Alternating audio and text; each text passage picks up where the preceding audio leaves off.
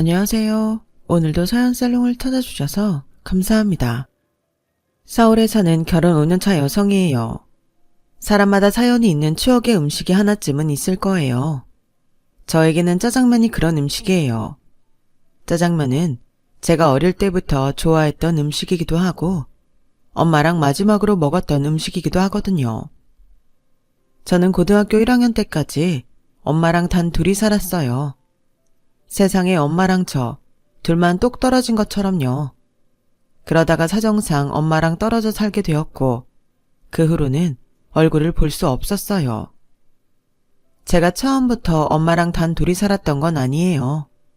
한때는 저도 엄마 아빠와 함께 평범한 가정에서 살았으니까요. 저희 아빠는 시설에서 자란 탓에 부모 형제는 물론 친인척도 하나 없는 천의 고아였어요. 엄마는 부모님의 반대도 불구하고 저희 아빠와 결혼을 하는 바람에 가족과 연을 끊게 되었고요. 그렇게 어려운 결혼을 했음에도 두 분은 10년도 같이 못 살고 사별을 하게 되었어요. 제가 초등학교에 들어가던 무렵 아빠가 급성 백혈병으로 세상을 떠나셨거든요. 장례식에 찾아올 친인척도 없어서 따로 장례 절차 없이 화장을 했어요. 저는 아직도 낙골당에 아빠 혼자 두고 오던 날을 잊을 수가 없어요. 마치 우리 모녀 처지가 불쌍해서 하늘도 우는 것처럼 비가 엄청 내렸거든요. 어릴 적 제 기억 속 부모님을 떠올려봐도 두 분은 꽤 사이가 좋으셨어요. 큰 소리를 내고 싸운 적도 없고 밖에서도 늘 팔짱을 끼고 다니실 정도로요. 하지만 아빠가 돌아가신 이후에는 많은 것들이 변해버렸어요. 웃음이 끊이지 않던 집엔 삭막한 정막이 감돌았거든요. 거기다 넉넉하지 않은 형편에 그나마 있던 전셋집도 아빠 병원비를 감당하느라 보증금을 빼는 바람에 월세집으로 이사를 해야 했어요.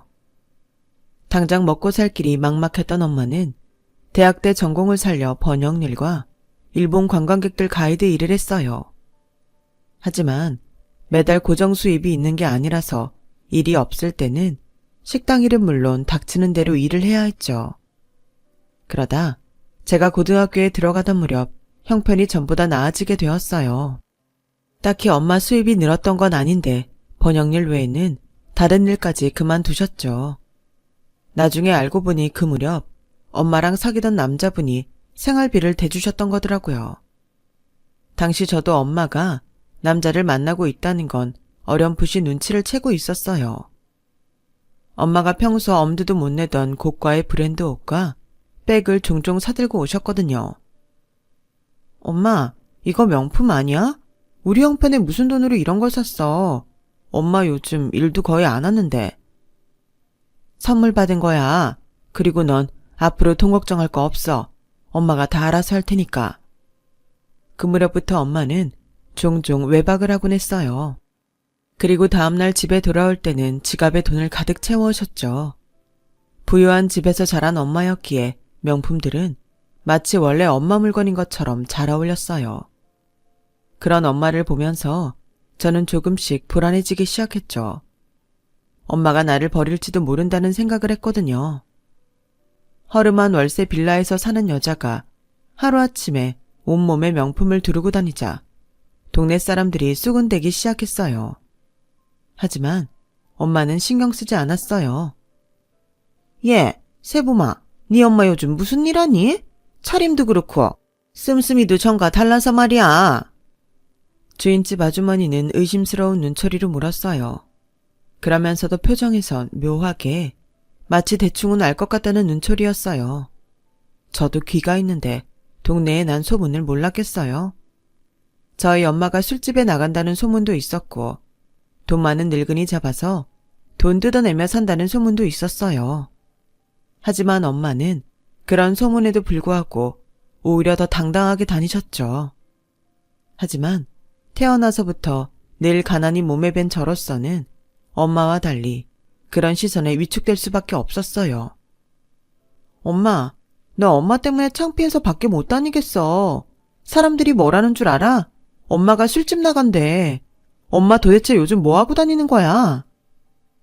뭐라는지 알면 네가 뭘 어쩔 건데? 사람들 말이 뭔 상관이야.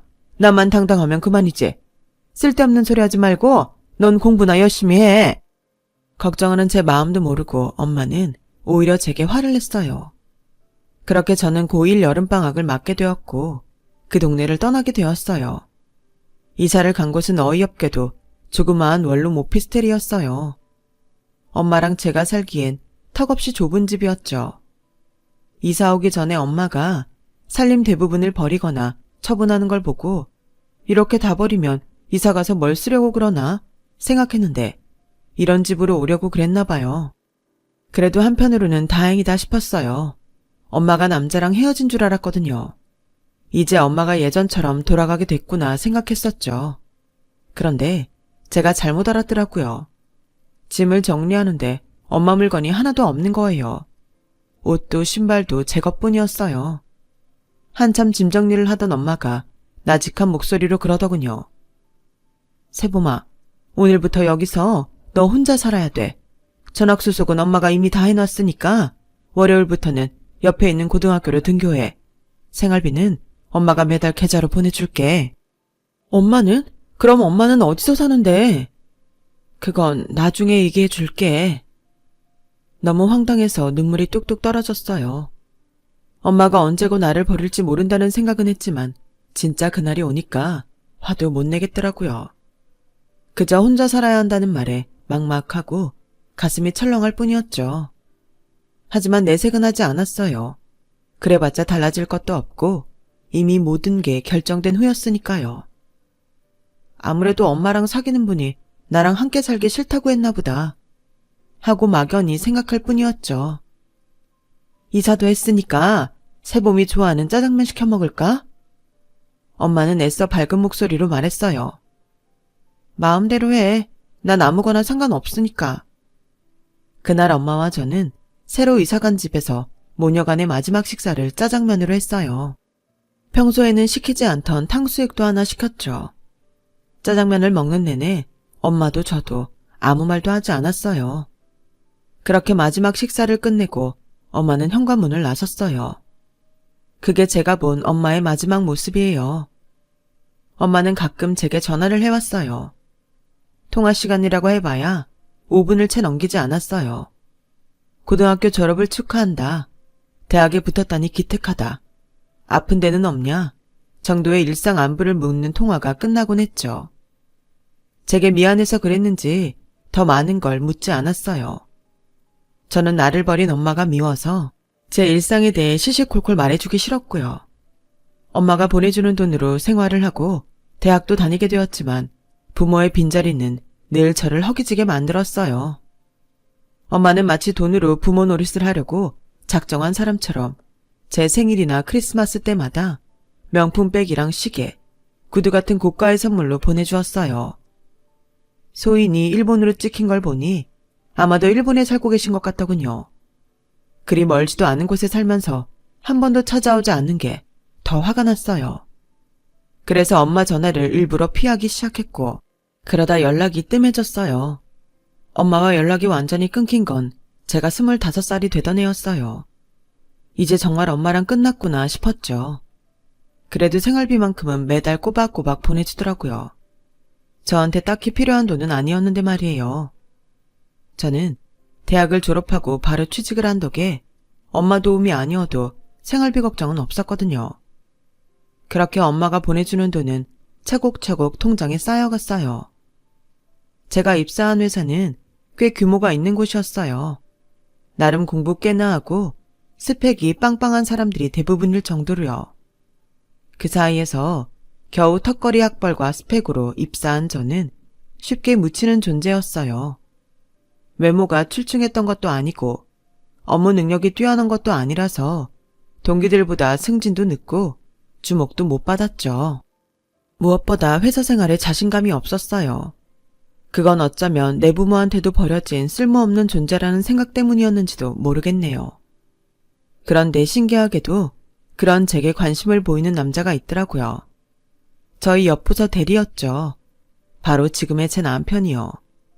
남편은 이남 일녀 중 첫째로 중산층 가정에서 자란 사람이었어요. 부모님한테 어느 정도의 지원은 받고 자랐지만 그래도 대학 시절부터 아르바이트를 해가며 등록금도 벌고 어학연수도 자기가 벌어서 다녀올 정도로 독립심도 있고 책임감이 강한 사람이었죠. 회사 내에서 평판도 좋고 욕망도 강한 편이라 동기들에 비해 승진도 빠른 편이었고요. 그런 사람이 저한테 사귀자고 했을 때 솔직히 좀 놀랐어요. 나중에서야 그 이유를 알았지만요. 세범 씨는 명품을 되게 좋아하나 봐요. 보니까 백이며 구두, 시계까지 전부 명품이던데 혹시 월급을 명품 사는데 몽땅 쏟아붓는 건 아니죠? 혹시라도 나를 명품에 눈이 멀어 돈을 헤프게 쓰는 여자로 알까봐 필사적으로 변명을 했어요. 아니에요. 절대 아니에요. 전부 엄마가 선물로 사주신 거예요. 전 명품엔 관심 없어요. 아, 어머님이 사주신 거예요? 그렇구나. 하지만 저의 변명 때문에 남편은 또 다른 오해를 하고 말았어요.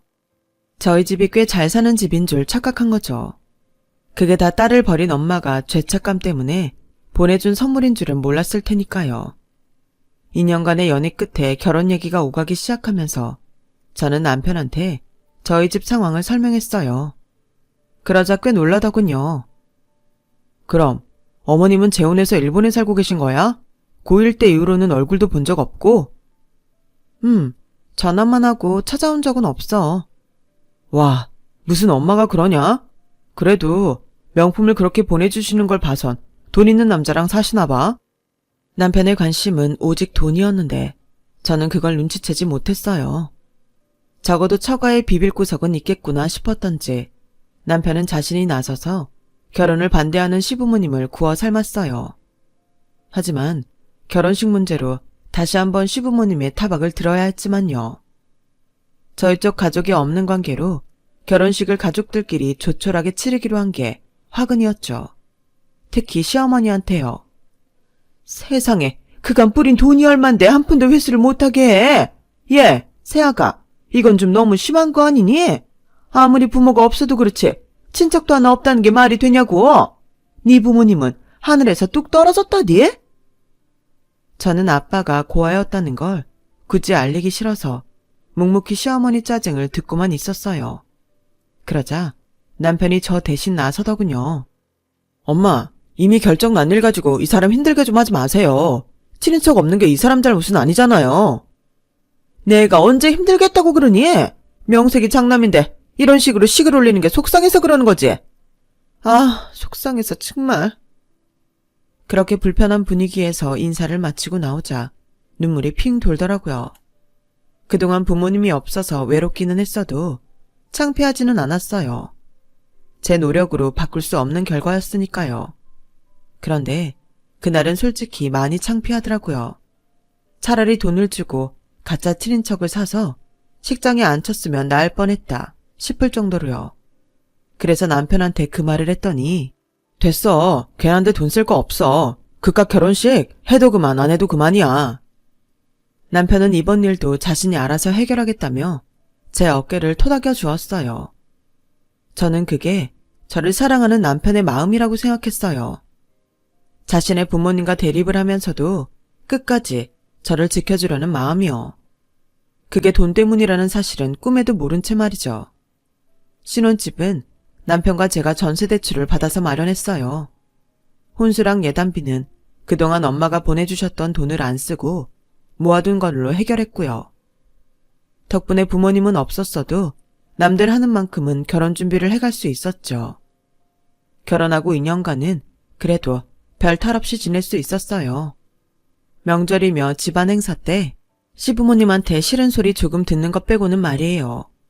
그런데 시동생이 결혼을 하면서 상황이 악화된 거예요. 시부모님이 사사건건 온전한 가정에서 자란 동서와 저를 비교하기 시작했거든요. 거기다 동서 친정에서 시동생 사업자금을 대주자 그동안 제 편에 서 있던 남편도 조금씩 흔들리기 시작했어요. 이번에 형식이 처가에서 사업자금 대주는 거 보니까 솔직히 부럽긴 하더라. 직장생활하는 남자들 로망이 내 회사 차리는 거 아니겠어?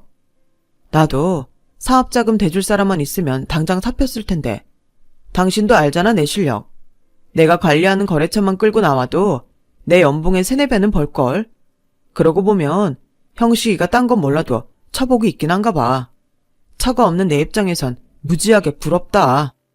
밥을 먹으면서 남편이 한 말에 저는 괜히 가슴이 철렁했어요. 이제 남편한테까지 동서랑 비교를 당하면 어쩌나 걱정이 됐거든요. 아니나 다를까 시동생이 회사를 차리자 남편은 하루가 멀다 하고 창업 얘기를 꺼냈어요. 여보, 이제 그 사업 얘기 좀 그만해. 없는 친정을 만들어줄 수도 없고 나보고 어쩌란 말이야. 당신 내 사정 모르고 결혼한 거 아니잖아. 아, 누가 뭐래. 그냥 부러워서 그런다. 부럽다는 말도 못하냐? 에이씨. 결국 그 일로 우리 부부는 싸움까지 하게 됐고 부부 사이도 소원해졌어요.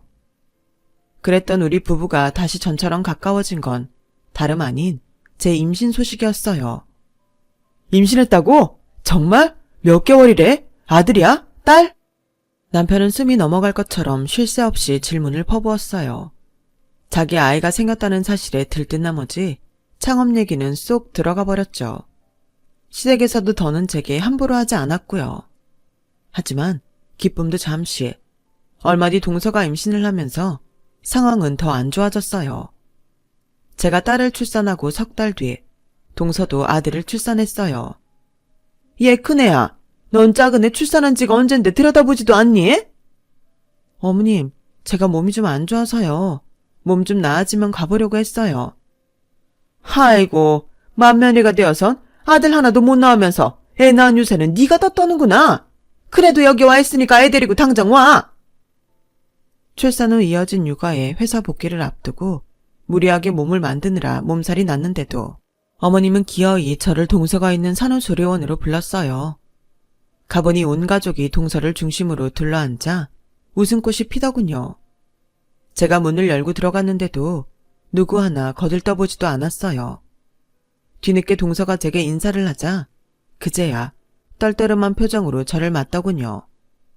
남편은 제 얼굴을 보자마자 들으라는 듯 떠들었어요. 재수씨는 정말 복덩인 것 같아요. 형식이 이 자식이 재수씨 만나고 신수가 폈다니까요. 형식아, 난 네가 참 부럽다. 사업자금 대주는 장인에 출산 선물로 차까지 바꿔주는 장모님까지. 넌 정말 전생에 나라를 수십 개는 구했나 보다. 아, 부러워 죽겠네. 처가 없는 놈은 서러워서 살겠나. 여보, 혹시 장모님이랑 연락 안 돼? 아니면 이참에 업체 통해서 찾아보는 건 어때? 동서 친정에서 축하 선물로 차를 사줬다고 하자 남편은 또다시 셈이 났는지 가족들 앞에서 저를 곤란하게 만들었어요. 그러세요, 형님. 저도 애 낳고 나니 부모님 생각이 각별해지던데 형님은 오죽하겠어요? 돈 걱정 때문에 그러는 거면 그 돈 내가 내줄게요. 아우, 우리 둘째 며느리는 마음씨 두껍지. 이런 애가 맏며느리로 들어왔어야 집안이 사는 건데.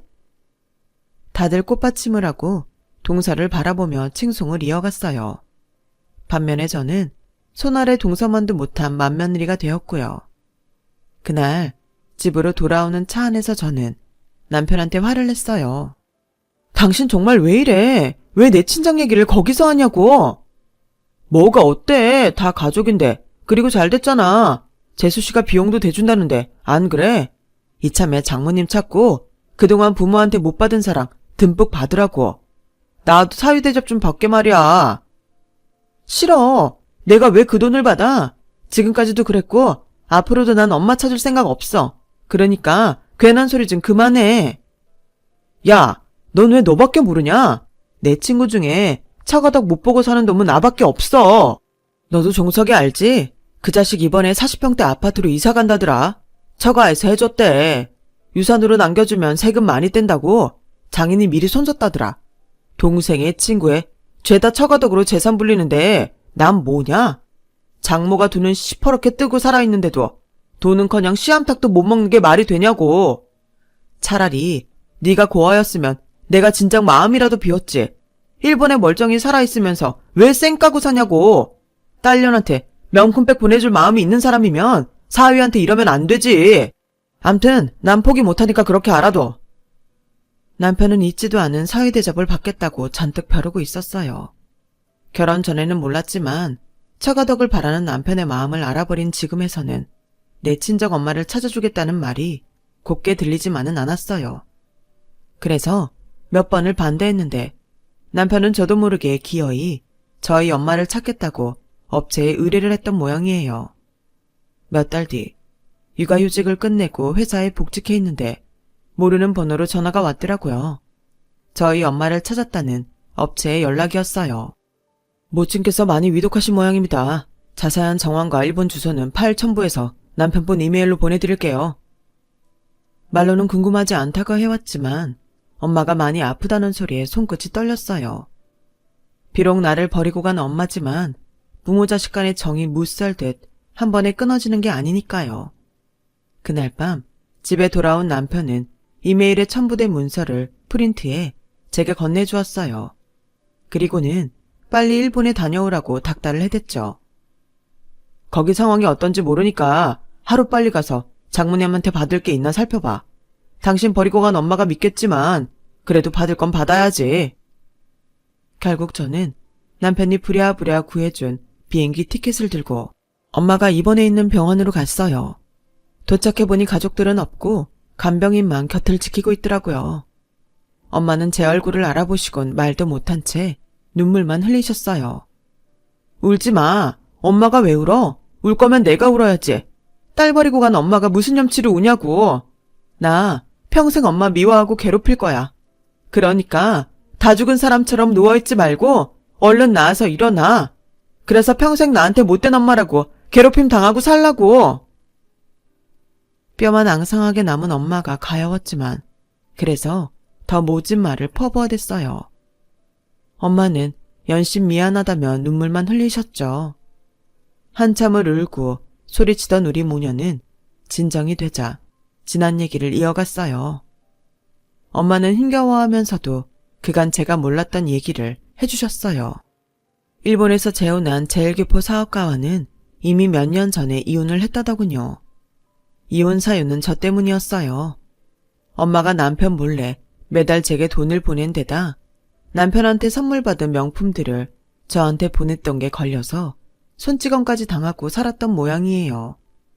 그래도 어떻게든 꾹 참고 살려고 했는데 남편이란 사람이 바람이 나서 결국 이혼을 하게 된 거였죠. 이혼 후에 저를 찾아 한국에 왔지만 제가 결혼을 했다는 소식을 듣고 혹시라도 자신 때문에 제가 힘들어질까 싶어 먼 발치에서 바라보다 돌아가시곤 했다더군요. 한국으로 돌아오려고 신변 정리를 했지만 하필 그때 암에 걸렸다는 사실을 알게 된 거예요. 한국에 돌아가 치료를 받았으면 좋았겠지만 그랬다간 가족인 제게 연락이 갈까봐 두려워 일본에 주저앉게 된 거죠. 이미 암세포는 전이 될 대로 되어서 손을 쓸 수도 없는 상황이었어요. 저는 의료진과 말도 통하지 않는 상황이라 발만 동동 구를 뿐이었죠. 다행히 엄마 병실과 같은 층에 제일교포 아주머니가 계셔서 그분 도움으로 엄마의 상태를 전해드릴 수 있었어요. 그렇게 엄마 곁을 지킨 지 일주일도 안 돼서 엄마는 세상을 떠나셨어요. 혼자 힘으로 엄마 시신을 한국으로 모시고 올 수가 없어서 난감해서 남편한테 전화를 했더니 대뜸 유산은 받았냐는 소리를 하더군요. 당신 지금 그걸 말이라고 해? 아무리 당신이 돈에 미쳤다고는 해도 우리 엄마가 죽었다는데 돈 얘기부터 할 수가 있냐고. 유산 그런 거 없어. 그러니까 그딴 건 꿈도 꾸지 마. 정말? 정말 한 푼도 없어? 부잣집에 시집 갔다며. 아무리 이혼을 했어도 위자료로 담아면 얼마라도 줬을 거 아냐. 그런 거 없어. 없다고. 나 여기서 혼자 어떻게 해야 할지 모르겠어. 시신을 가져갈 수 없어서 여기서 장례를 치러야 할 것 같은데 당신이 좀 도와줘. 그랬더니 남편이 화를 내는 거예요. 재수없게 죽은 사람 시신을 왜 가져와. 그냥 거기서 화장해. 그리고 나 골프 약속이 잡혀서 나가봐야 되니까 당신이 알아서 해. 매정하게 전화를 끊는 남편 목소리에 그제야 정신이 확 들더군요. 이 인간과 나는 더 이상 부부도 뭐도 아니라는 걸 새삼 깨달았죠. 정신이 확 들고 나니 더는 눈치 볼 게 없더라고요. 그래서 교포 아주머니 도움을 받아 엄마 수첩에 적힌 엄마의 전 남편한테 전화를 걸었어요. 엄마의 부고를 전했더니 바로 병원으로 달려와 주셔서 병원비 수납과 장례식까지 도움을 받을 수 있었어요. 엄마 일은 유감이라며 자기 잘못이 크다고 하더군요. 자식까지 버리고 온 여자한테 자기가 너무 매정하게 했다고요. 이혼할 때 엄마 앞으로 해준 집이 있으니 그걸 정리해서 제게 돈을 보내주겠다고 했어요. 저는 분명히 안 받겠다고 했는데 중간에서 통역을 해주신 교포 아주머니가 당신 마음대로 받겠다고 했던 모양이에요. 이봐요, 애기 엄마. 이왕 이렇게 된 거 그냥 받아요. 엄마가 딸까지 두고 여기 와서 살며 받은 돈이잖아. 엄마도 애기 엄마가 받길 바랄 거야. 엄마 목숨값을 받는 것 같아서 치떨리게 싫었지만 교포 아주머니 말을 듣기로 했어요.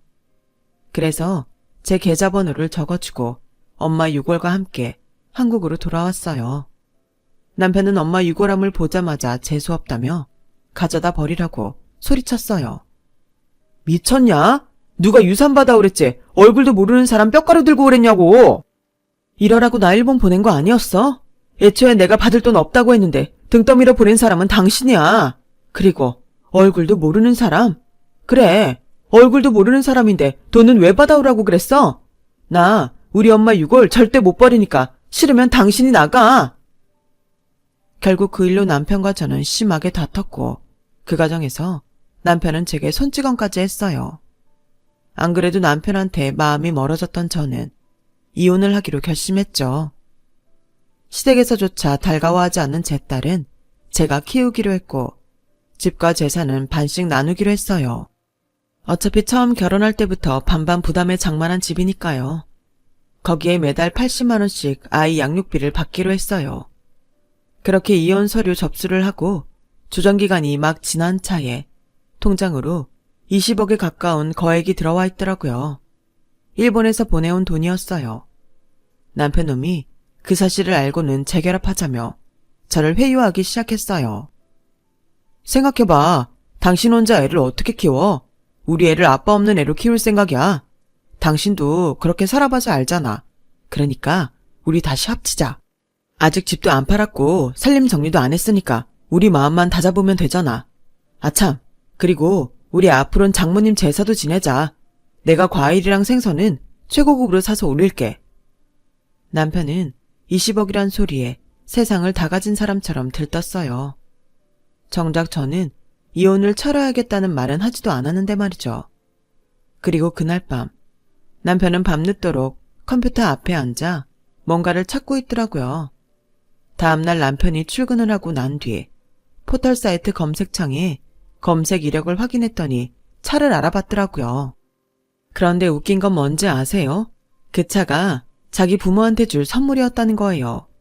회사에서 일하고 있는데 시어머니가 유산 받게 된 거 축하한다고 전화를 했더라고요. 큰 며느라, 이게 무슨 횡재니? 생각지도 않았던 유산을 20억씩이나 받다니. 네 엄마가 엄마 노릇은 못했어도 최소한 양심은 있는 사람인 모양이다. 그러니 그 돈을 주고 가지. 그네한테 들으니 유산 받은 기념으로 우리한테 차 뽑아준다고 했다며? 고마워서 내가 몸둘 바를 모르겠다. 나 참, 떡 줄 사람은 생각도 없는데 지들끼리 김치국부터 마시고 있다니 기가 차더라고요. 어머님, 그런 일은 없을 거예요. 우린 이미 이혼했고요. 조만간 집 팔리면 재산 분할까지 마칠 거예요. 그러니까 차를 받으시려거든 이혼한 아드님한테 받으세요. 그리고요, 나이를 드셨으면 어른 흉내라도 내고 사세요. 적어도 부모 잃은 사람한테는 위로 먼저 하는 게 예의예요. 어머님이 이러니 아들이 그 모양이죠. 암튼 전 어머님 아들이랑 이제 남남이니까 앞으로는 저한테 전화도 하지 마세요. 아셨어요? 정말 끝까지 인간의 치졸한 모습을 고스란히 보여준 남편과 그 가족 때문에 손톱만큼의 미련 없이 이혼을 할 수 있었어요. 이혼 후 저는 회사를 그만두고 20평대 아파트로 이사를 했어요. 그곳에서 아이가 자랄 때까지 몇 년간은 육아에 전념할 생각이에요. 엄마가 남겨주신 유산으로 딸과 함께 행복한 미래를 꿈꿔볼 생각입니다. 비록 한때는 세상에 혼자 버려진 것처럼 외롭게 살았지만 이제는 제 딸아이가 있어서 더는 외롭지 않을 것 같네요. 지금까지 제 사연을 들어주셔서 감사합니다. 모두들 건강하시고 희망찬 일들이 가득하시길 바라겠습니다. 여러분, 사연 댓글의 응원과 현명한 조언 부탁드려요. 좋아요와 구독은 저에게 큰 힘이 됩니다. 오늘도 좋은 일 가득하세요.